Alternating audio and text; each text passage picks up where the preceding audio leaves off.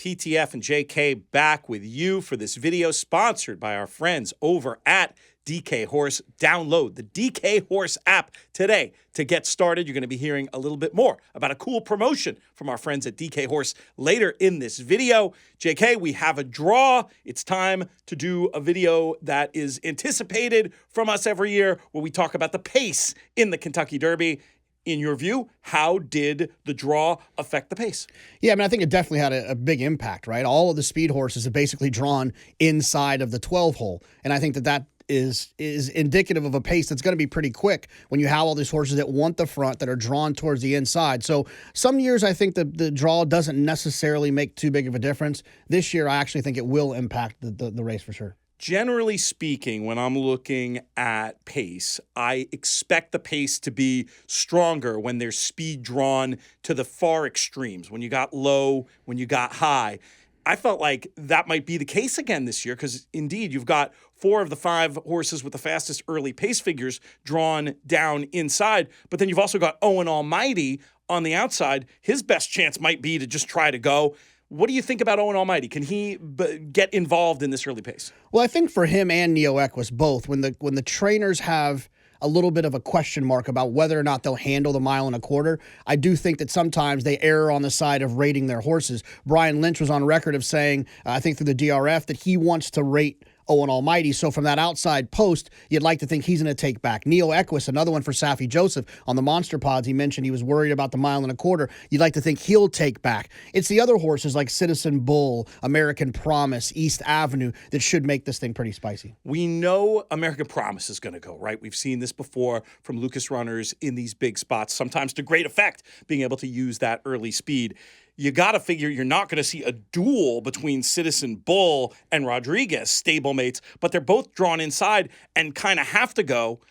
Normally, that one post, people will just cross a horse out when they get that one draw in the Derby, such as the famed cavalry charge to the first turn. Is Citizen Bull maybe an exception to that in that he, according to some sources, has the fastest early pace figures? Can he maybe clear and survive being in that one draw and still be there in the lane for this year's Kentucky Derby? I don't think he's going to be there, but I do think that he could send away from there. And also keep in mind, since they have the new gate, right, they don't have the auxiliary gate anymore, the one hole is not nearly as detrimental as it once was. They got to scoot the gate over a little bit so you're not running right into that to the rail coming into the first turn. So I would like to think that Citizen Bull and Rodriguez will both get their position going forward. That's not a Bob Baffert thing to take a speed horse and stick them in behind a wall of 20 horses. I'd like to think they'll get their position forward. I think the winner of this draw and the winner of this entire pace scenario is East Avenue. He's the most outside speed. He's got the most pace if you look at Timeform US in terms of his ability. So he'll be able to kind of dictate to the other horses rather than being dictated to. I think that falls right into his hands. He could end up getting the best trip in this pace scenario. Thanks so much to our friends at DKHorse for sponsoring this video. DKHorse have a really exciting new promotion now called King of the Track. You have to opt in to the King of the Track promotion through the DKHorse app. And from there, very simple. Bet the Kentucky Derby winner. If you win, you get your share of $1 million. It's a minimum $5 wager, straight single horse win wagers only. Your reward will be issued via click to claim. For more information about King of the Track, make sure you download the DKHorse app today. Include the promo code ITM when you sign up. A lot of the insights you're giving come straight from our Kentucky Derby Monster Pods. Those are available now on our In the Money Media YouTube channel. You can watch them all at once, or you can break them out individually. Tons of great insight in there. JK talking to a bunch of the trainers. We got a bunch of great analysts. Make sure you subscribe to the In the Money Media YouTube channel to get all of the exclusive content we have for this year's Derby. Also, we want to hear from you. Who do you think was the big winner at the draw? I do agree with JK that East Avenue gets a draw where when you try to envision this race in your mind, you could see him staying clean, being forward, getting in a really good spot. I do think his chances go up. But what about this draw for the favorite, Journalism? How do you think it turned out for him? I think it worked out well because, for one, it should set up for a nice pace that should set up well for him and his style to kind of sit in that second, third flight.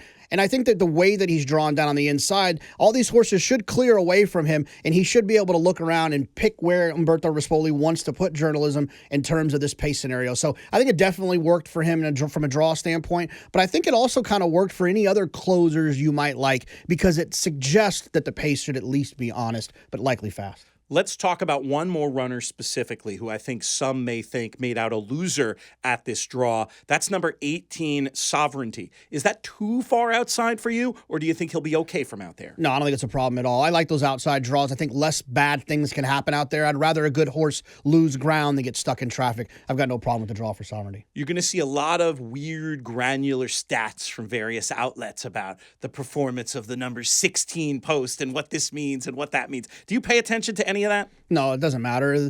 These horses don't know what hole they're in. It just happens. I think the only one that's probably not the greatest spot to be is down on the inside, the 1, but I've got no problem. If you like a horse that drew 17 or 18, you can continue liking that horse. Going to be a lot of fun to see how it all plays out. I think I'm going to run this race in my brain, I don't know, at least 72 times between now and 7 p.m. on Saturday. Once again, make sure you subscribe to the In the Money Media YouTube channel and get involved in the comments. We want to hear what you have to say.